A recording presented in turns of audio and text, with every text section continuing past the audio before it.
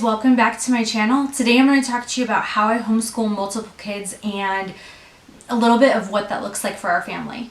So I have 3 kids, 3rd, 4th, and 5th grade this year, and we use a lot of group subjects together, and that helps so much on just the flow of our day.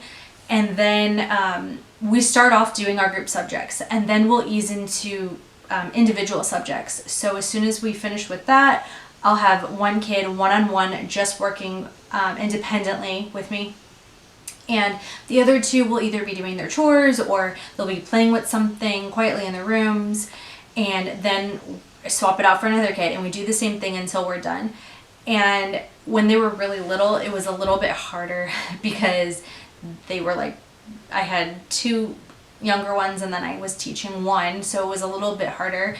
But I used to put like little boxes together or like bags of like little toys and stuff, and then I would just pull them out every other day or every day, and one kid would play with that and I would have another doing something else while I'm teaching one of my kids. And then the following year, when I had Christopher and Addison doing schoolwork, Haley was, she would just be playing in her room, or she'd be playing with something while I'm teaching the other 2.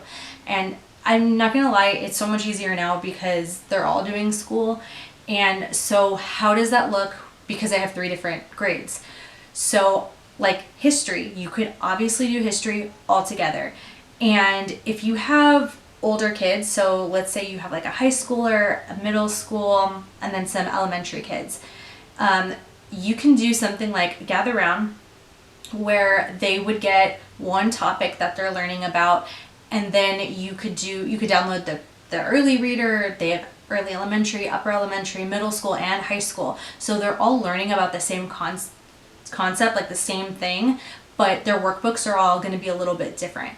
And I found that to be super helpful. And so when I first started out homeschooling like 6 years ago, I didn't know what that was going to look like. I knew I had to homeschool all 3. I had no idea how I was going to do that at 3 different grades. We don't have a ton of independent work, which works out really nice for me.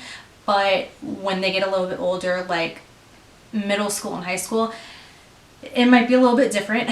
But the main group subjects, we're still going to try to do as much as we can together.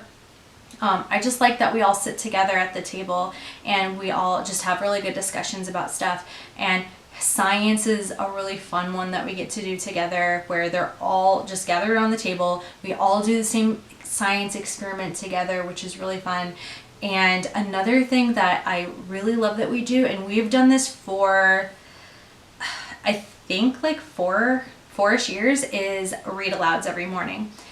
And the read alouds have started off really simple, and now we do chapter books. And so it's just something that I like that we do together. And I rotate books between, I'll pick funny books sometimes, or I'll pick maybe we'll do a biography book or like a mystery book. But the read alouds have been a great part of just easing into the homeschool day. While I'm doing that, they are working on handwriting, and I've done that for a few years, and I find that's the easiest way to start our mornings off. Their hands are getting to work, but they're listening, and we're all just working together. And then we'll ease into like all of our group subjects, and that's kind of how we've done it.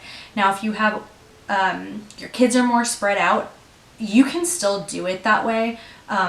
With the group subjects, everybody's homeschool is going to look completely different. So how that works for me might not work for you, and you just tweak it a little bit. But you don't have to do all the things. There's a million different curriculums out there, and you don't have to do them all. You just do whatever your state's requirements are, and if you want to throw some fun extra things in, you can. I hope this video is just a huge encouragement to you guys, and that all of us moms are just trying to figure it out. We're just trying to give our kids the best education we can at home. And not one homeschool family is going to be the same as another. And I think the comparison of stuff that you see online and everything is like it seriously can be like a killer of joy. It really can, because you see something else some other mom's doing and you're like, I want my house to be like that. I want my homeschool to be like that. But it's just not reality. And whatever works for your family is going to be the best thing for your family. It's just going to take the dedication and the time you're going to put into it. But don't get super overwhelmed with wanting to do everything that's out there. Start small and get a flow going. And once you do, and you decide, you know what, I want to go ahead and I'm going to do a unit study this month. Go ahead and do a mini one and see how you like it. Or, you know what, we're going to do read alouds this year. We're going to see how that works. And then if you realize your kids don't want to sit still or they don't like it, then throw it out and try something else. You don't always have to do what everyone else is doing. And that's just my little advice there. But that is how I homeschool multiple kids at different grade levels. And if you are a mom that's also teaching multiple grades, leave me a comment down below and let me know what grades you're teaching. And if you have any questions or you want my opinion on something, I'd be happy to answer it for you. And I really wanted this video to just be an inspiration to you, and I just hope it blesses you in some way. Thanks for watching, guys, and make sure you leave a comment down below. Please subscribe, and I'll see you in the next one.